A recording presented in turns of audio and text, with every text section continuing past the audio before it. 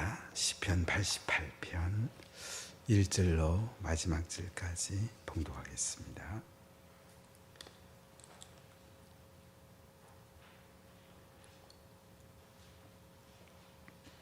시편 88편입니다. 같이 봉독합시다. 여호와 내 구원의 하나님이여, 내가 주야로 주 앞에서 부르짖어 싸우니 나의 기도가 주 앞에 이르게 하시며 나의 부르짖음에 주의 귀를 기울이소서. 물은 나의 영혼에는 재난이 가득하며 나의 생명은 소울에 가까워 싸우니 나는 무덤에 내려가는 자같이 인정되고 힘없는 용사와 같으며 죽은 자 중에 던져진 바 되었으며 죽임을 당하여 무덤에 누운 자 같으니이다. 주께서 그들을 다시 기억하지 아니하시니 그들은 주의 손에서 끊어진 자니이다. 주께서 나를 깊은 웅덩이와 어둡고 엄침한 곳에 두셨사오며 주의 노가 나를 심히 누르시고 주의 모든 파도가 나를 괴롭게 하셨나이다. 주께서 내가 아는 자를 내게서 멀리 떠나게 하시고 가정한 것이 되게 하셨사오니 나는 갇혀서 나갈 수 없게 되었나이다. 곤란으로 말미암아 내 눈이 쇠하였나이다. 여호와여, 내가 매일 주를 부르며 주를 향하여 주의 두 손을 들었나이다. 주께서 죽은 자에게 기이한 일을 보이시겠나이까? 유령들이 일어나 주를 찬송하리이까? 주의 인자심을 무덤에서, 주의 성실하심을 멸망 중에서 선포할 수 있으리까? 흑암 중에서 주의 기적과 이점의 땅에서 주의 공의를 알 수 있으리까? 여호와여, 오직 내가 주께 부르짖어 싸우니 아침에 나의 기도가 주의 앞에 이르리이다. 여호와여, 어찌하여 나의 영혼을 버리시며 어찌하여 주의 얼굴을 내게서 숨기시나이까? 내가 어릴 적부터 고난을 당하여 죽게 되었사오며 주께서 두렵게 하실 때에 당황하였나이다. 주의 진노가 내게 넘치고 주의 두려움이 나를 끄는나이다. 이런 일이 물같이 종일 나를 애우며 함께 나를 둘러쌌나이다. 주는 내게서 살아난 자와 친구를 멀리 떠나게 하시며 내가 아는 자를 흑암에. 아멘. 오늘 시편은 고라 자손의 찬송시로 되어 있습니다. 고라 자손, 문지기 했던 자손인데 이 고라 자손이 이 시를 잘 보관했고, 이 시를 지은 사람을 보면 곧 에스라인 헤만의 맞서길, 헤만이 이 시를 지은 걸 볼 수가 있습니다. 그래서 이 헤만의 그 고통스러운 질병이 담겨 있습니다. 마석이란 말은 교훈시란 말이고요, 인도사를 따라 마할랏 르안노스에 맞춘 노래. 마할랏 르안노스란 말은 질병이라는 의미가 있습니다. 질병의 고통, 질병의 노래, 이런 표제를 가지고 있습니다. 그러니까 질병 중에 고통스러워하면서 하나님께 부르짖은 기도요 찬송시인 것을 우리가 보게 되는데요, 이 헤만이라는 사람은 성경에 보면 두 군데 나옵니다. 열왕기상 4장 31절에 에단의 형제 헤만,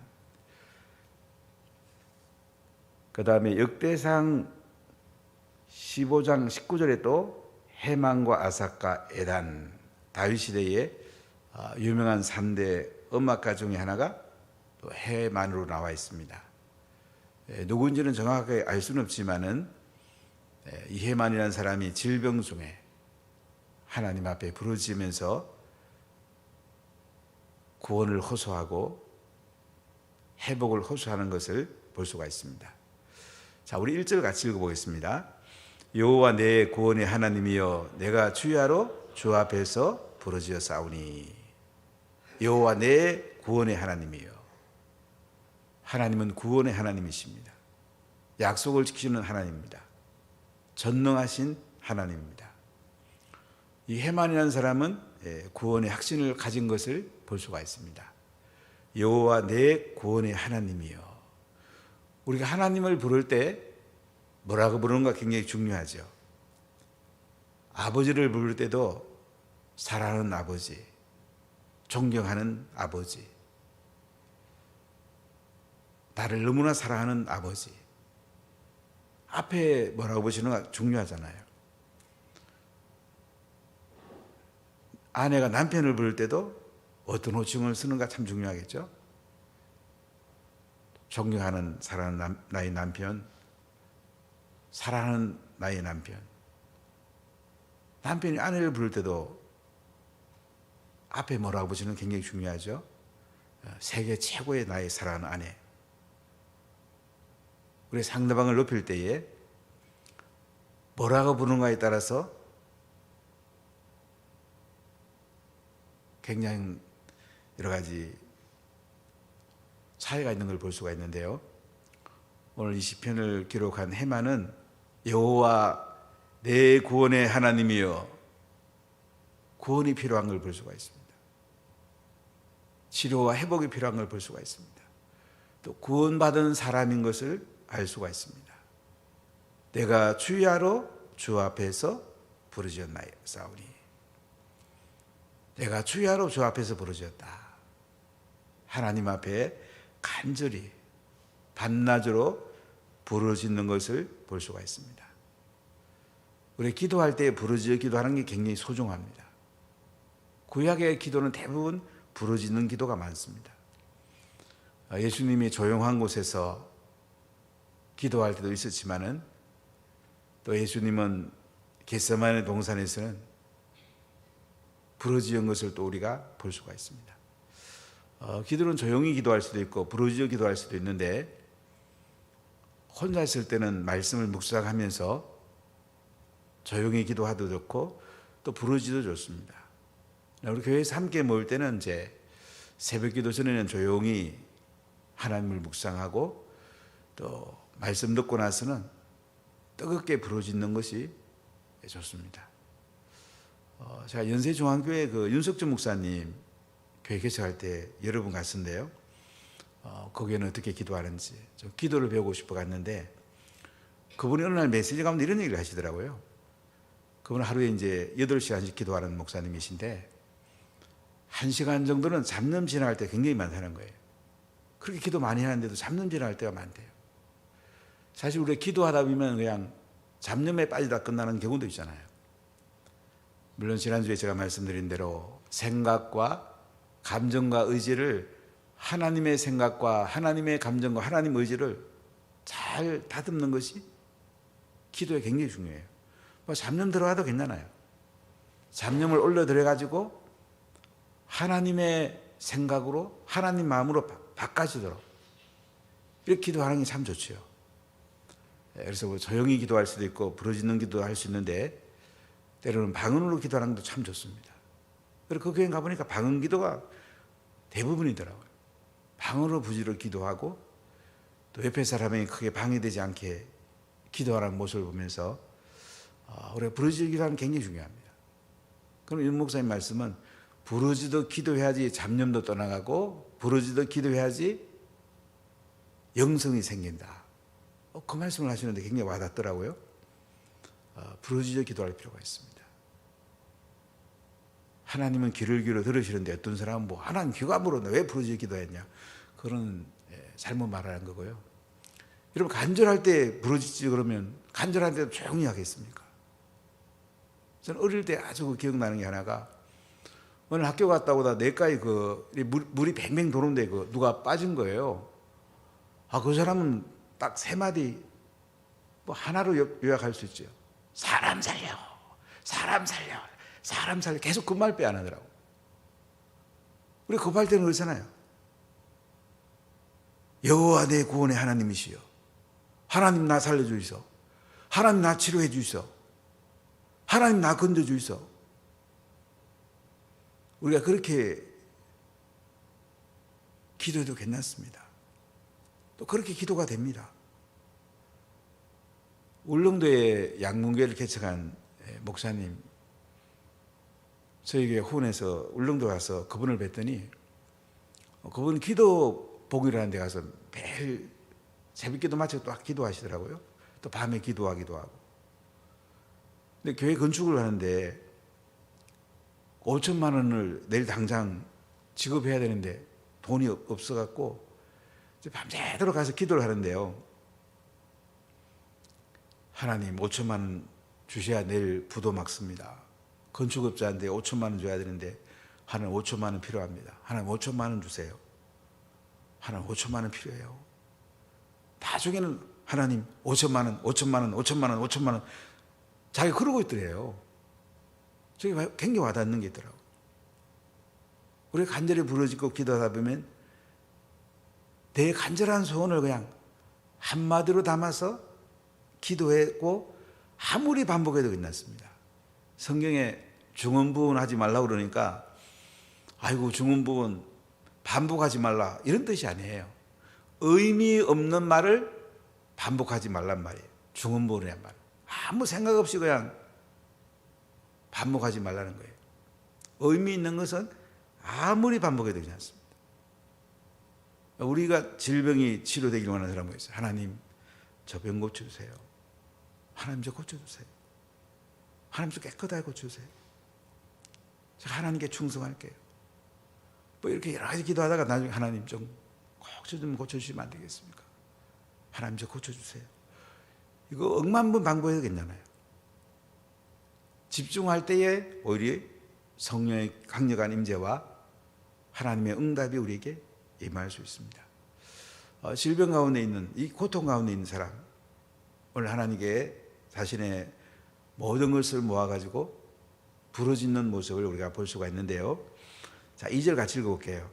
나의 기도가 주 앞에 이르게 하시며 나의 부르짖음에 주의 귀를 기울여 주소서. 나의 기도가 주 앞에 이르게 하시고 나의 부르짖음에 주의 귀를 기울여 주소서. 하나님 저 고쳐주셔야 돼요. 저 주님이 구원해 준 거 믿어요. 저 하나님 자녀예요. 하나님 귀를 기울여갖고 내 소원 좀 들어주세요. 이렇게 기도하는 걸 보게 되죠. 자, 그런데 여기 보세요. 이 사람의 모습이 굉장히 어려운 모습인 걸 볼 수가 있는데 3절부터 5절까지 같이 읽겠습니다.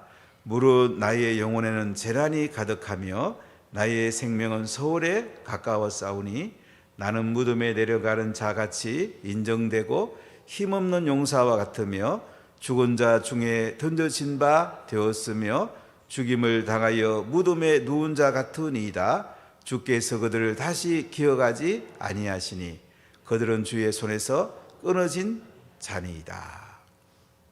굉장히 그 자신이 영혼의 재난이 가득하고 나의 생명은 서울 음부에 가까웠고 죽음에 가까웠단 말이에요. 무덤에 내려가는 자같이 인정되고 힘없는 용사 같고 죽은 자 중에 던져진 바 되었으며 죽임을 당하여 무덤에 누운 자 같으리이다. 주께서 그들을 다시 기억하지 아니하시니 그들은 주의 손에서 끊어진 자니이다. 자기가 이제 완전히 이제 죽음 앞에 선 거예요. 아마 연세가 들어서 주님께 가까이 가야 될 때는 주님, 제가 주님 앞에 갈 수 있도록 편안함을 주십시오. 이렇게 기도할 수 있겠죠. 연세가 이제 어느 정도까지 된 분은 그럴 수 있는데 아마 젊었을 때의 죽음 앞에 서면 기가 막히지 않겠습니까? 지난번에 강미승 권사님 40대 후반에 죽음 앞에 설 때 참 너무 마음이 아팠고 또 여러분 같이 기도했고 또 여러분이 잘 섬겨 주시는데 참 저는 감사했던 게 마지막까지 임종까지 제가 가서 기도하면서 끝까지 주님을 붙잡대요. 자신은 죽는 게 겁나지 않는다 이런 얘기를 했다고 그러는데 저는 그분이 참 너무 마음이 아프면서도 끝까지 하나님을 붙잡더라고요. 끝까지. 때로는 젊을 때에 죽음 앞에 있을 때 평상시는 아주 교회에 충성을 다하고 믿음이 좋은 것 같지만은 주님 못 붙잡는 경우도 봤거든요. 근데 그분은 우리 강 권사님 끝까지 주님 붙잡더라고요. 그 부분에서는 하나님께 참 감사했어요. 우리가 인생을 한번 떠나갑니다. 선한 일 하기도 바쁩니다. 교회 충성하기도 바쁩니다. 우리가 복음 전하고 제사 삼기도 바빠요. 자녀에게 말씀 전하기도 바쁩니다. 그래서 자녀의 말씀 잘 전수해야 되거든요. 우리가 죽음 앞에 서보면요, 후회될 거 하면 안 됩니다. 정말 하나님 앞에 아름답게 설 수 있도록 언제 주님 앞에 서더라도 제 영혼을 받아주세요. 하나님 앞에 우리가 아름답게 설 수 있는 삶을 살아야 됩니다. 그래 시간을 허비하기 너무 인생은 아깝습니다. 한 시간도 허비하기 아까워요. 좋은 일 하기 바빠요. 여러분 교회를 든든히 세우는 데에 아름답게 여러분 쓰임받기 바라고요. 언제 죽음 앞에 서더라도 기쁨으로 설 수 있길 바라고, 제가 하나님 앞에 가서 여러분을 소개하더라도 정말로 기쁨으로 소개할 수 있는 한 분 한 분 됐으면 참 좋겠습니다. 회개할 분은 회개하시고 은혜 가운데 있을 분은 은혜 가운데 서시고, 항상 우리가 죽음 앞에 있다는 것을 잊어서는 안 됩니다. 자, 우리 6절부터 몇 절 같이 볼게요. 7절까지입니다. 주께서 나를 깊은 웅덩이와 어둡고 엄침한 곳에 두셨사오며 주의 노가 나를 심히 누르시고 주의 모든 파도가 나를 괴롭게 하셨나이다. 굉장히 지금 그 죽음 앞에 고통스러워하는 걸 볼 수 있죠.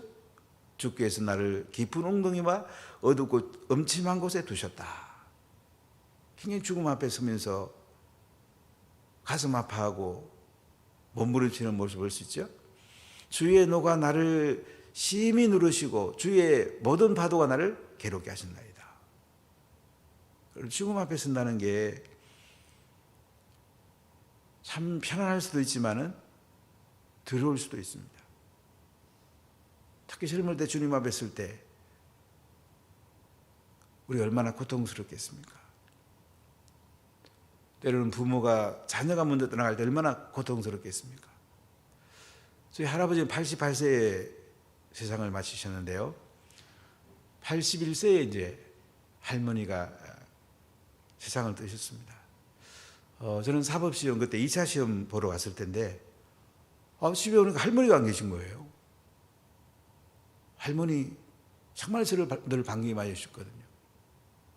가장 좋은 건 늘 저한테 주시고 정말 사랑했던 할머니가 안 계신 거예요. 할머니 어디 가시냐 이거.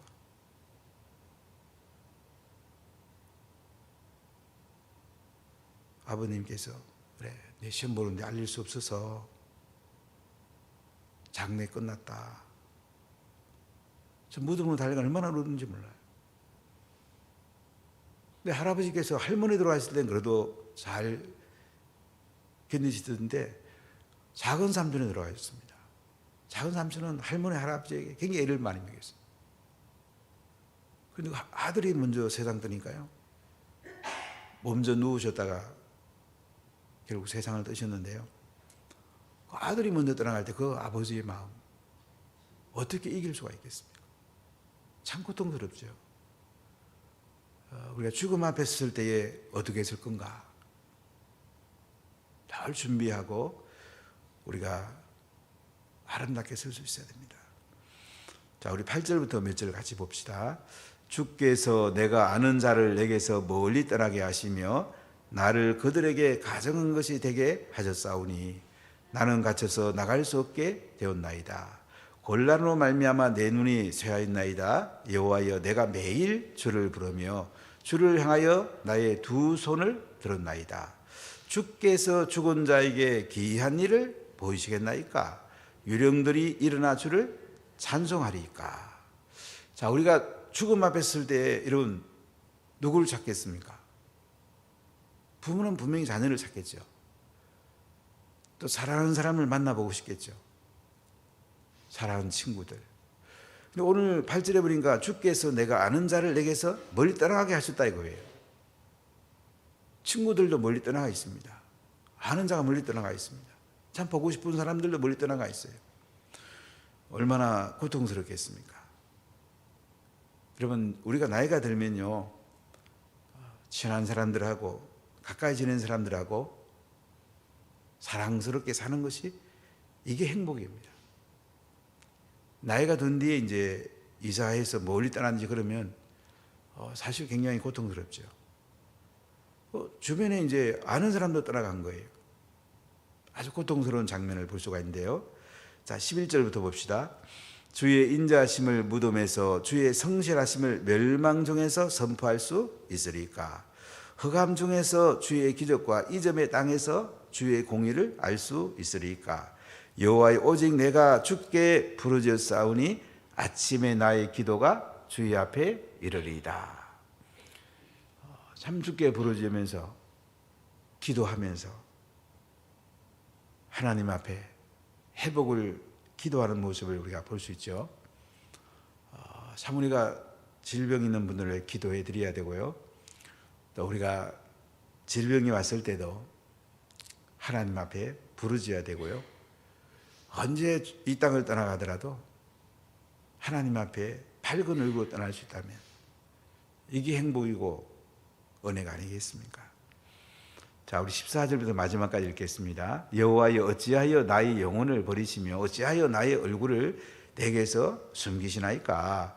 내가 어릴 적부터 고난을 당하여 죽게 되었사오며 주께서 두렵게 하실 때에 당황하였나이다. 주의 진노가 내게 넘치고 주의 두려움이 나를 끊었나이다. 이런 일이 물같이 종일 나를 애우며 함께 나를 둘러쌌나이다. 주는 내게서 사랑하는 자와 친구를 멀리 떠나게 하시며 내가 아는 자를 흑암에 두셨나이다. 참 고통스러워하는 모습도 볼 수 있는데요. 우리가 죽음 앞에 섰을 때 오늘 여기 강조되는 거 보면 사랑하는 자와 친구들, 아는 자들, 이 사람들이 곁에 있는 것이 큰 복입니다. 자녀를 말씀 맡은 자로 키워내서 그 자녀들이 인생을 마칠 때 부모 곁에 있고 또 많은 영혼을 구원해서 그들을 제자로 삼아서 참 보고 싶잖아요. 바울 같으면 디모데, 디도, 에바브로, 디도 이런 사람 얼마나 보고 싶겠어요. 아리스다고라든지 함께 생명 걸고 복음 전했던 사람들을 얼마나 보고 싶겠어요. 이런 사람들을 마지막 곁에서 오손도손 이야기하면서 우리 천국에서 만나자. 우리 기쁨으로 만나자. 하늘에 상이 있으니까 우리가 충성을 다하자. 아름다운 이야기를 하면서 인생을 마친다면